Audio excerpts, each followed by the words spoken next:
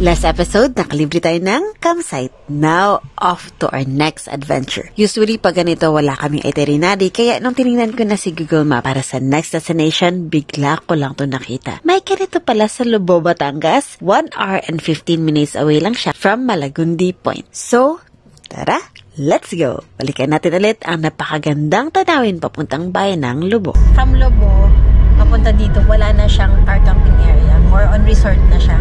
So, tamang desisyon namin kahapon na bumalik kami ulit dun sa rough road na yon para makahanap ng mura. Hindi lang mura, kundi libreng car camping area. So, ngayon, let's go to another place, another discovery natin dito sa Lobo. Let's go to the rice terraces. Saka naman may rice terraces dito sa Lobo. So, napapansin namin dito sa Lobo, ang daming sampalok sa daan. As in, more on sampalok sila dito. Sampalok, sampalok, sampalok. Yung rice terraces na yun, nakita lang namin yan sa Google Map. So, mas maganda explore natin. Tapos after nyan, punta tayo sa isang bundok. Doon tayo mag-overnight para makita natin yung mga fireworks from the town. Mamaya kasi, ngayon ang last day ng December. December 31. Father, what can you say, Father? Ganda na yung daan. Harap road. Ganda ng daan dito, walang lubak-lubak. Let's go.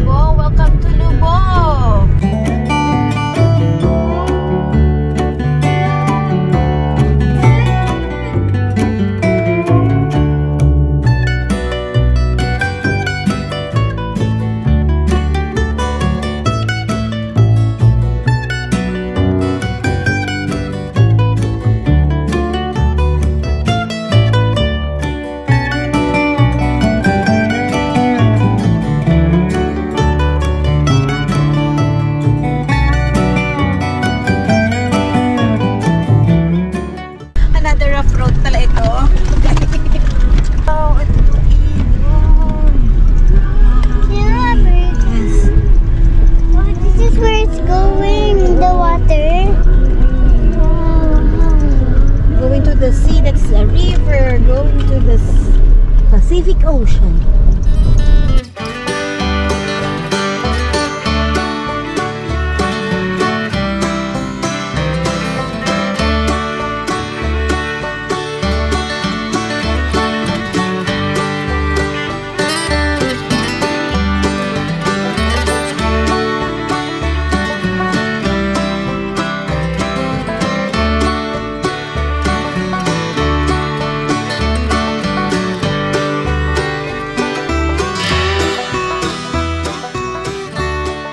Sa sobrang spontaneous na bigla kami nang nakita ito. May river crossing pala to.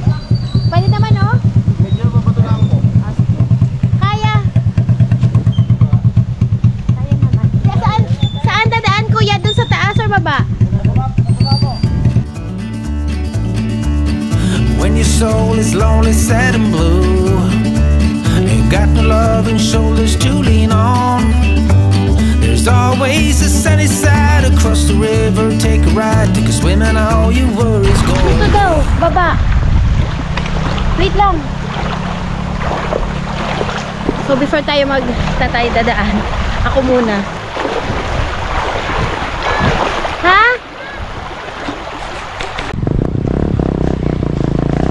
Sige po. Patulong kami, sir, ha? Punta kami dun sa rice terraces.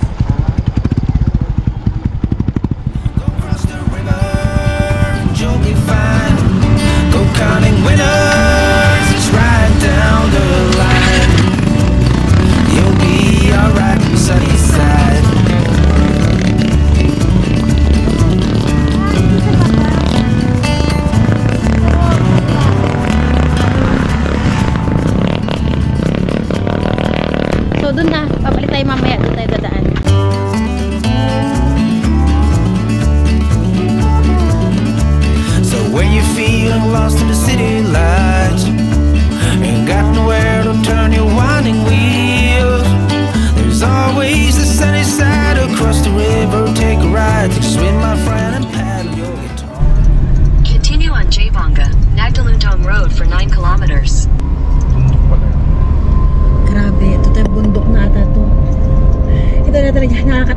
nakakatakot lang kasi nakatarik ang daan.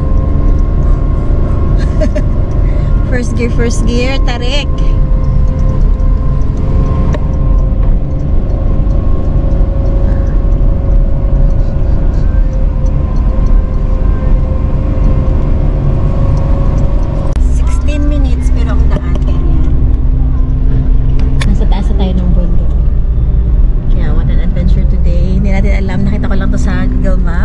Across the river, you'll be fine. Go counting winners right down the line. You'll be alright on sunny side.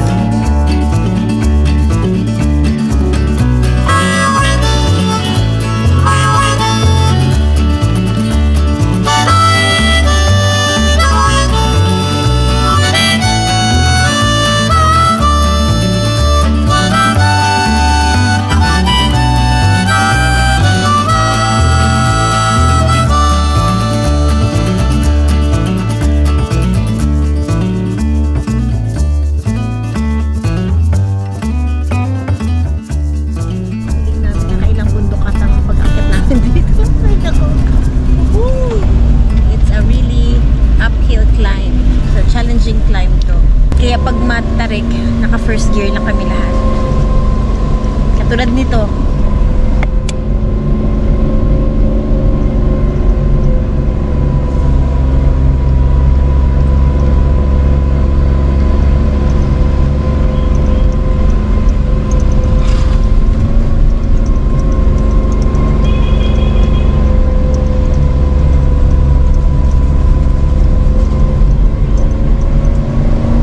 Palang daan. Kailangan mo tulog ang bata. We're finally here. Dito na ata yun. May services. Di pa, dun pa. Dito pa. Malapit na. Mga ilang minutes na lang yan. In 200 meters, your destination will be on the left. Wow. Ay, ito na. Ito na. Start na to. Wow. Your destination is on the left. The destination is on the left. Ito na. So, ililiko lang namin siya. Wala siyang overlooking. As in talagang palayan siya. This welcome to the Cordillera of Lobo. Ito mga palayan. Sayang si Kati Dog. Pero grabe, nakailang bundok ata to. Tapos, ang daan dito ay uphill down. Ang dami talagang uphill. Para kung daan. Thank you, Lord. Ando, sige. So, ako na muna mag-ano doon kasi si Kati tulog. Kailangan ko lang siyang tingnan. Let's go. Napagod ang ating anak. So, after 1.5 hour, welcome to. Nanginig yung katawan ko dun sa pagtarik nito. Grabe. Welcome to the rice terraces of Lobo. Tao po. Haibanga. Haibanga. Haibanga rice terraces. Ito? Doon, sa part na yun. Saan? Ko kayo? Taga Cavite po. Ay siya, doon po. Yan mismo. Doon, po, may diretso, tapos kay Kikilo. Pababa pa.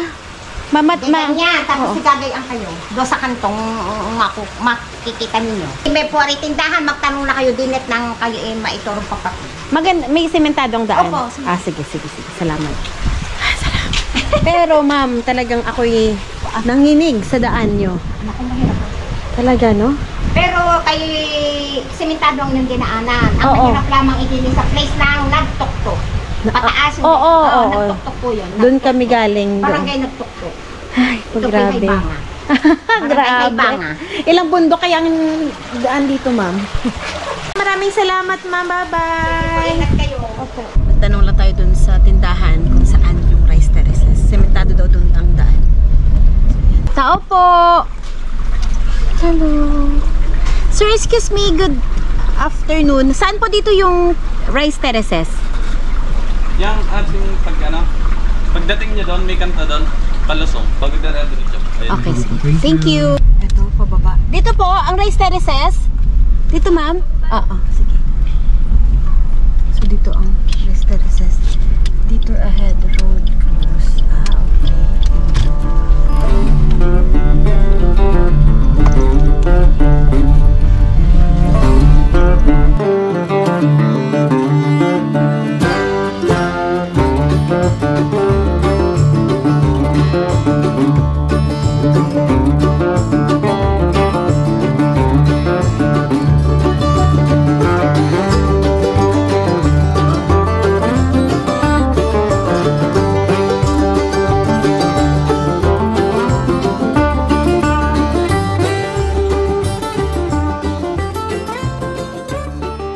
Dito sa tuktok na bundok sa Barangay Haibanga, Kabayan ng Lobo, Batangas, matatagpuan ang Hidden Rice Terraces ng Batangas. Ito ay higit kumulang 30 hectares na ginawa mano-mano gamit ang kamay at araro noong 1990s ng mga residente. Ang tubig na ginamit dito ay galing sa pinakamataas na bundok ng Lobo, ang Mount Nagiling. Ngayon, ang Haibanga Rice Terraces ay kabilang na sa ecotourism site ng Calabarzon.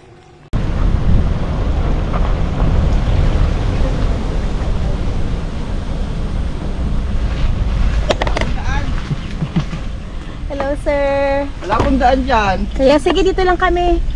Hello po. Nag-ikot din kayo, sir? Saan po kayo galing? Ang tarik ng daan, no? Saan po kayo galing? Galing naman kami ng Malabrigo. Malabrigo po. Doon po kayo dumaan. Tagali pa lang po kami. Pero dyan kami dumaan. Rough road po kasi dyan. Oh, dito sementado. So ba may papunta kayo doon? Malabrigo kayo? Hindi po. Paalabas na po kami. Bas po kasi nito is Rosario, Batangas. Medyo Rough road? rough road po doon. Mas maganda po po yung ginaan. Balik kami ulit.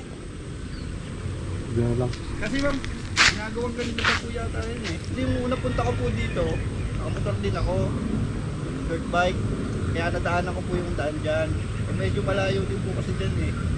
Hindi ko lang po siya kung may sementadong daan dire-diretso eh. Pero nadaanan ko noon, puro rough road po eh. Saka medyo matabi po. Taas nyo rin po kasi ang alam ko pag angat nyo dyan, di ba kaliwa kanan yun? Pagtaas dyan. Barangay Hall po yun ng ng barangay nito. Taas nyo po kung may daan talaga dyan palabas. Kasi nadaanan ko talaga noon. Rough road eh. Sige po. Sige po. Oh, wow. It's a peaceful place. Ito na yung Haibanga Rice Terraces. Wow. Ito kasi kaka-harvest lang. Tapos may punla pa yun doon. Dito sa area na to, kaka-harvest lang. Ito yung plant, siya kaka-plant lang. Hi, ano po pangalan mo, kuya? Jack po. Tip kayo, sir. Rain po, rain. Thank you, sir, ha.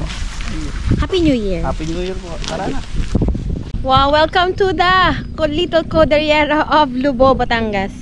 Pero ang tarik ng daan, para kami nasa Cordillera nga.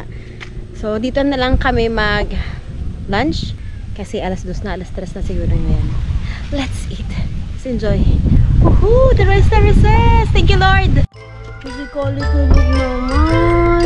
Sa sobrang pagod ng bata, ayaw nang gumising. Kaya kahit tulog, picture muna tayo munting kalikasan para sa core memory mo. Sayang ang tarik ng daan kung wala tayong picture. Balakan na lang natin doon next time. So, yun ang plano na lang namin. Instead na kami kakain dito, baba na lang kami kasi matarik yung daan. Kailangan namin bumaba. So, bye-bye. Rice terraces. Tulog na si Kali. Bye-bye. At the end of the day, the end of the day, it's all that matters. Oh, I pray just to feel good at the end of the day.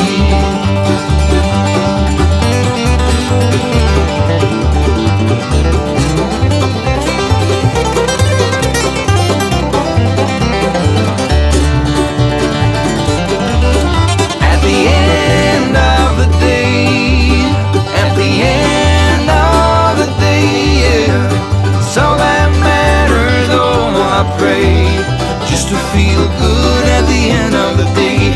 At the end of the day, you gotta feel good at the end of the day. It's all that matters. Oh, I pray just to feel good at the end of the day.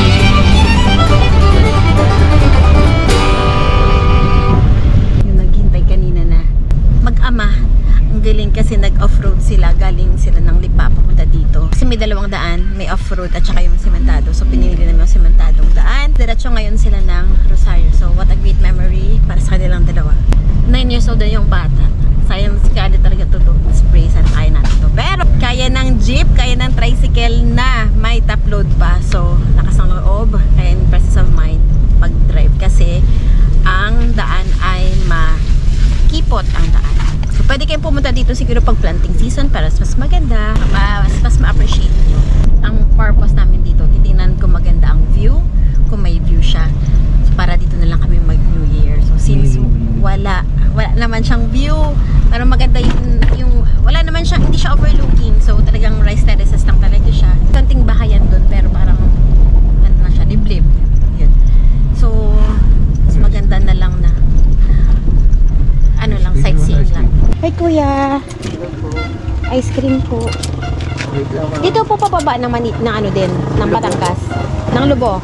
Papuntang Batangas City, dito din. Taga saan mo kayo? Sa Cavite po. Cavite. Sinong binatanan niyan yan? Ay, yung rice lang po. Namasya lang kayo? Oo, namasya lang kami.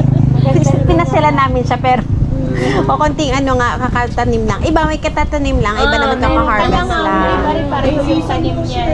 Ano, mga April. Siguro kung kailan gusto mataniman. Yung hindi, yung dahil pag minsan matagal na nakaharvest. Hindi at tignan niya. Madali, Pagka tagulan ng tagulan, Dahil pag minsan mahirap sa tubig. Sige po. Kaya lang kayo nagpunta po dito gawa noon. Oo, gawa noon. Ang tarik pa lang ng daan nyo dito. Dito kayo nagdaan. Oo, dito. Daw ang daan niya, kaya nga lang hindi Matarik. Pero saan tarik kayo dumadaan? Bago kami papunta sa Rosario dito, may daan. Rough road. Hindi naman Hindi ho lahat. Pwede dito dumaan. mas malapit dito. Mas Hindi madam. ho lahat ay semento. Na makatulad yun, mainit, hindi maputi. At mas maganda to. Dito na kami, Mas malapit Rosario. yan. Mas malapit Oh, dito. sige. Dito malayo, paikot pa kayo. Sige. Ano yung paano? Didiretso lang namin doon? Diretso, tapos yung may yung simbahan doon, Oo. ano kayo, kakaliwa. Tapos yung may kawayan doon. Pero okay lang ng ilog, konti lang. Dito kayo konti lang. pupunta, wag kayo dito. Oo. Kaliwa. Dito. Sige, magtatanong-tanong na lang kami. Sige, simbahan niyo, may tuklong doon. Kakaliwa kayo. Kaliwa. So, aanin yung ilog. Huwag kayong gagayaan. Gagayon kayo tuloy kayo sa may matatanda kayong daan. Sige. Ikaw din kuya, dito ka din dumadaan? Sa Rosario? Hindi po. Lubo po ako, bayan. Tatay, sa Rosario daw mas mabalis talaga. Dito. Oh, mas hindi naman daw, mas malapit daw dito. Pero walang ang rough road. Konti lang daw. So, ganito kasi siya. Nandito tayo ngayon. Yan. So, dito ngayon. Tapos, ang pupuntahan natin ay, ito, may daan naman siya. Ito, I think ito. Yan, may ilog na dadaanan din, katulad kanina. Ito yun. Ito dito tayo. Punta tayo dito dyan. Diyan bang ganyan. Bang hanggang dito labas. Ito yun. Punta tayo sa labas. Yan. Tapos, ang Mount Banoy ay dito naman. So, mahirapan tayo pag doon tayo dadaan. Iikot tayo ulit. So, dito tayo. So, therefore, we decided na balik tayo dun sa daan na yan na sa Matarik. So, may ano nga, naka-off na rough road. Pray na lang tayo. So, kailangan natin bumaba na ngayon ang ice cream, ang papagana. Pa-energize. Okay. Enjoy the view.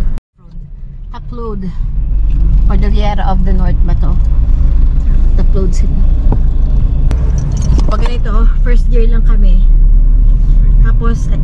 Tapos naka-open window. Open window na lang tayo. Open window. Para talagang mayroon tayong this is it. Ito yung mataas.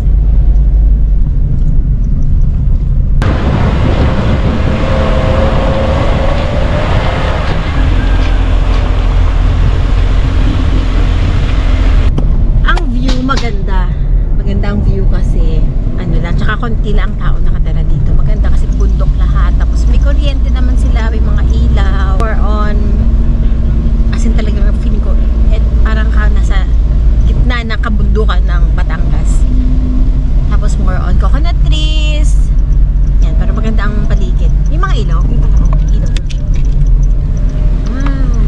So ito ang pupuntahan natin ngayon. It's 1 hour and 21 minutes papunta doon. So balik tayo doon, daan ulit tayo sa ilog.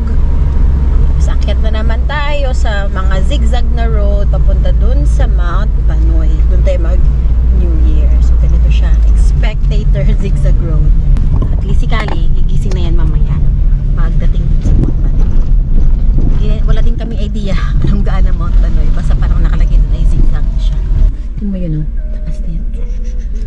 Tapos lahat ito yan, wow, overlooking. So kung ang Cordillera is more on pine trees, dito naman is maraming coconut. So, meaning, kung doon tayo galing sa Malabrigo, ito yung nakikita natin na bundok at mga punong kahoy. So, ito pala yun. O, diba? Umakyat tayo sa bundok ng Lubo. So, let's go. Let's enjoy the ride.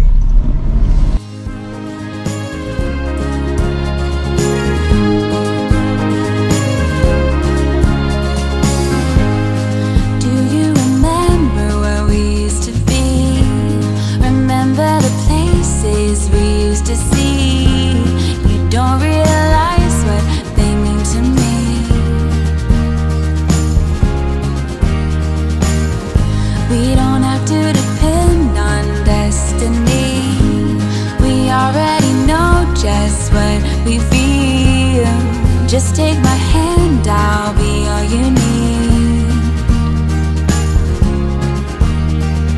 Hold on to the hopes and dreams we shared along the way, and promise you won't let them fade away.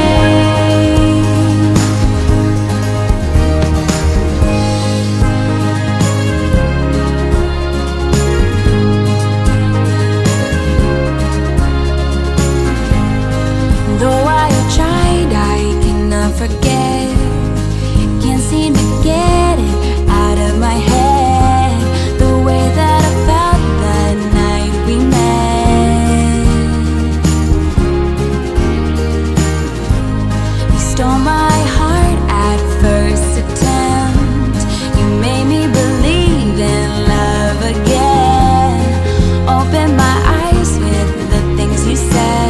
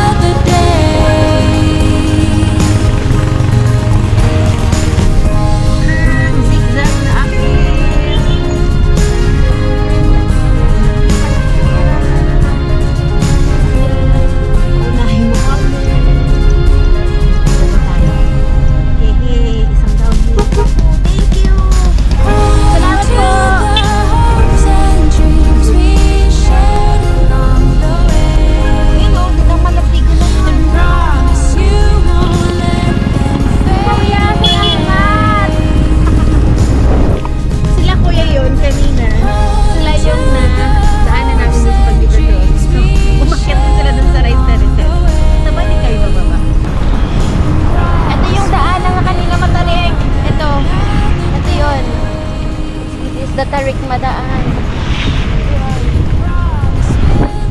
Yun yun. Yung daan na yun. Yun yung matarik na paakyat. Tapos sharp curve pa paakyat. Ito pa. Nagpokpok. Ayan. Sharp curve.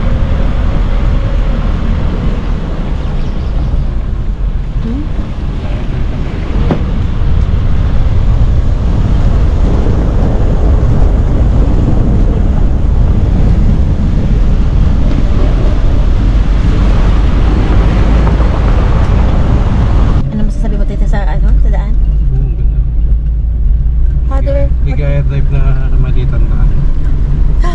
Wow, what? Oh!